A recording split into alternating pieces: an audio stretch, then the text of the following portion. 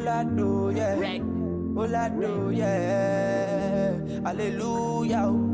Hallelujah. Hello, beautiful people. Welcome to another episode of Life Law with Debbie Doisi Ajo.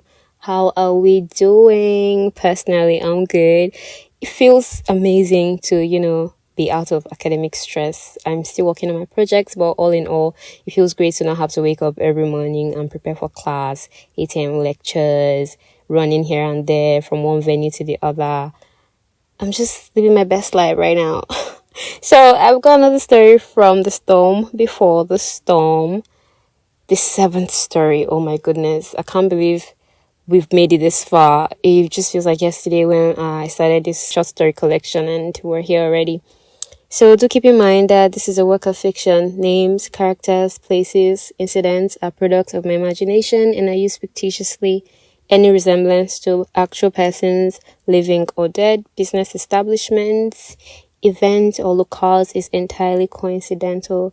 Do not forget to rate us 5 stars on Spotify or Apple Podcast or any other podcast platform you're listening to this on so that more people can also see the podcast and listen to it.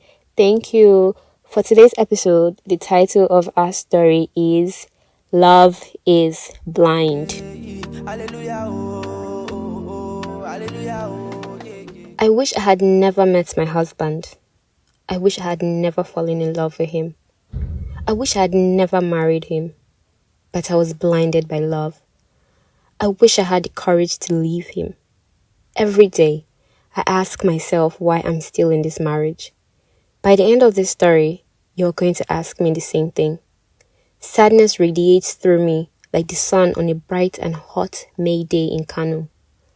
The depression of a man with the responsibility of 6 wives and 15 children, who has lost 50 million naira to his scam, is nothing compared to what my life has become. I'm dying slowly inside and nobody cares, especially not my husband. I was once happy in this marriage, believe me. You could see the glow in my eyes from afar. Even my skin shone brighter because my heart was at ease with tranquility. Greetings sat at the tip of my tongue, ready to fly out. Mama Bomboy, well done, oh. Sunny, how markets now? Good afternoon, sir. How's the family? You look good, Shekina. See you in church tomorrow. My joy was contagious. Everyone who knew me described me as that woman who is always happy because I had no cause to be weary. I had married as a young lady of 28 and my husband of 15 years was a chief bursar at FIRS. Neither did I nor my children lack anything. My children. I could never have imagined that these 2 words would bring me happiness for 10 years and leave me with sadness for eternity. This story is about my husband's betrayal, but it won't be complete if I don't tell you first about my children. It wasn't until our 5th year of marriage that So came out of me 5 minutes after his sister Do. They were the loudest and cutest newborns in the maternity ward. The other woman in labor took a breather to admire my twins and went back to screaming profanities at her husband who was nowhere in sight. My husband stood by my bedside, hands clasped in mine, his face a testament of the utter joy he was feeling deep in his heart. They are so beautiful, Dodo, he said with tears in his eyes. Thank you for making me a father. I love you so much. I was too weak to speak, so I only gave him my best smile and nodded. My joy knew no bounds too. For 5 years, all the doctors kept telling us that I wasn't barren, that there was nothing wrong with me or my husband. A child would come at the right time. The right time was finally here. Would you still like to go ahead with the tubal ligation? I heard the doctor on duty ask my husband. Confusion washed over me. What the hell was he talking about? My husband and I hadn't had that conversation prior to my delivery. What happened to the many birth control methods in the world? Why this one? Dodo, we had twins. We don't need any more children. We weren't aware I was carrying twins because my husband doesn't believe in having a scan before delivery. He says he likes the element of surprise. Now he was saying he didn't want more children. What if I wanted one or two in the long run? Trust me, Dodo. We will take care of these two conveniently. Besides, you're not getting any younger. No, he didn't convince me, but I was too tired to put up a fight. I'd been in labor for 24 hours. I just wanted to sleep. And sleep, they made me do. The procedure was successful. I came back home and motherhood began. Though and so were so identical, it would have been hard to tell them apart if both were girls or boys.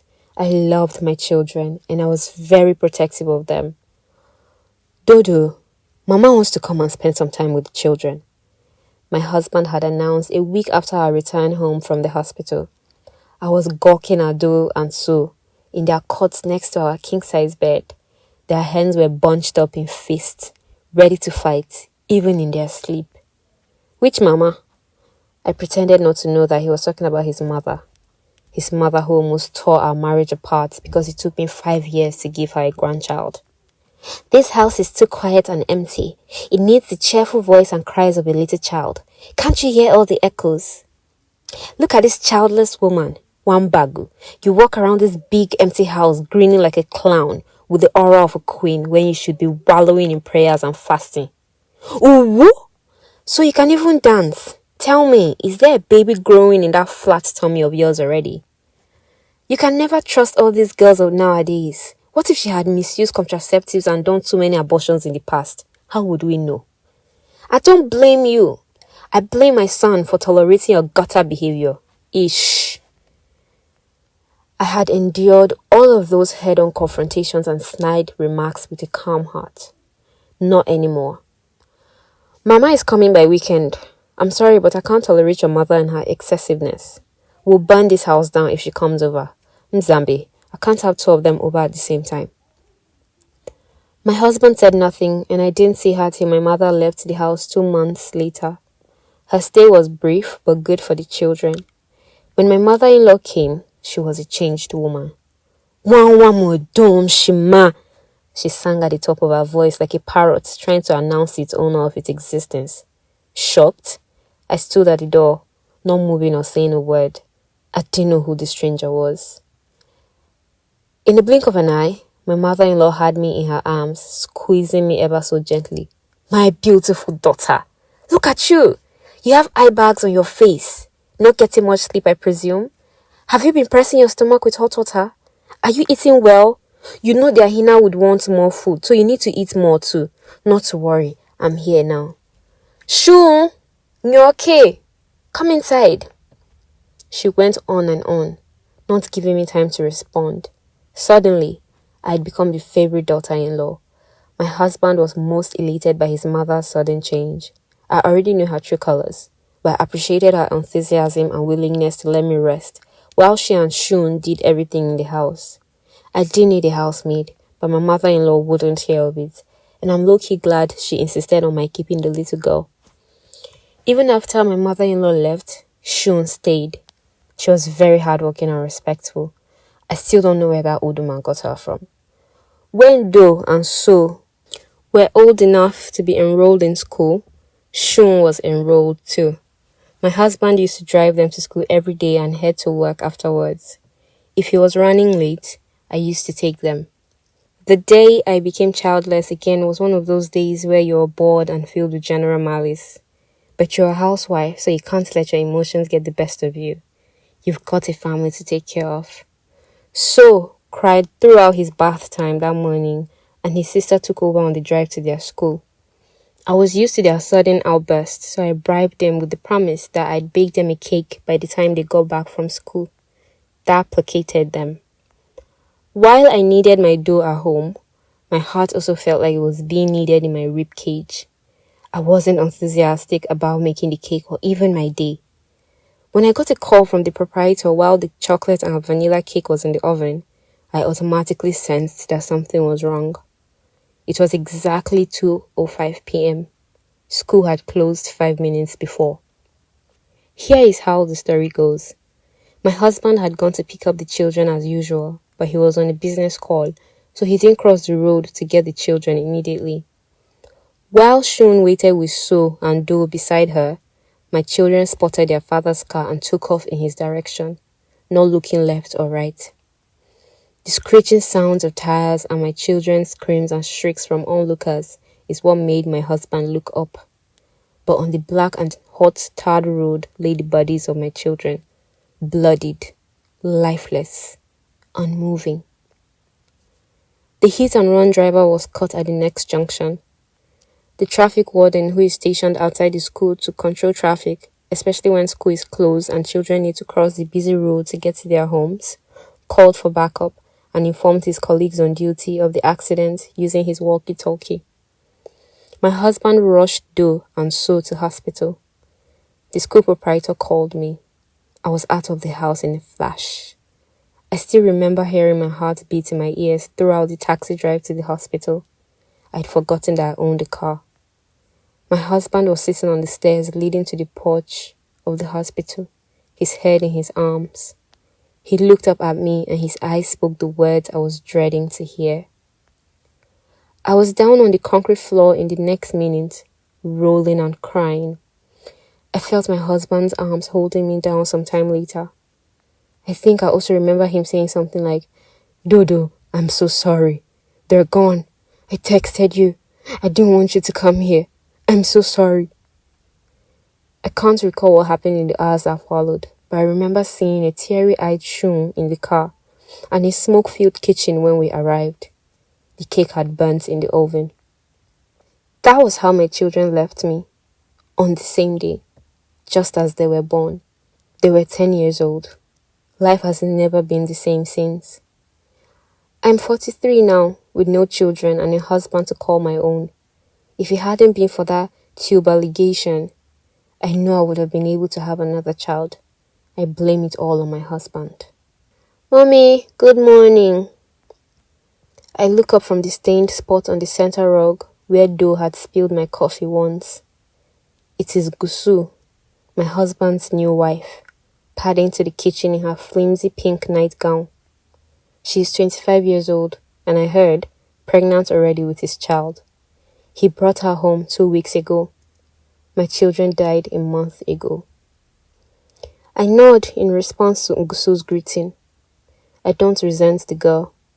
I resent my husband for moving on so fast, for not having the decency to mourn our children, for ruining my life and chances of having children again. Shun walks down the stairs and into my arms. One look at her face and all I see are Do and So. She loves them so much and helps take good care of them too. I can see she's also suffering. "Mommy, I want to go home," she says in my blouse. "I see Do and So everywhere." I find myself smiling slightly as I remember how this little girl could only speak Tiv when my mother-in-law brought her to my home. We cry into each other's arms as the memories we shared with my children wash over us. You can ask me why I'm still in this marriage, but I still don't have an answer. I was blinded by the love I had for my husband even before we tied the knot. I fear that the scales are yet to fall off my eyes till now. Thank God for mercies. Thank my God for grace. Thank my God for his surplus. Thank my God for the money. Thank you for making it this far. If you enjoyed this story, follow and subscribe so you don't miss our next episode coming up in 2 weeks. Rate the podcast also and share this episode to as many people as you can share with. Do follow us on our socials. LifeFlow Podcast is available on Instagram and TikTok at LifeFlow_podcast, or you can check the show notes for more information. Thank you so much and do take care. This has been LifeFlow Podcast. I remain your host, Debbie Joesi Ajom. Ciao.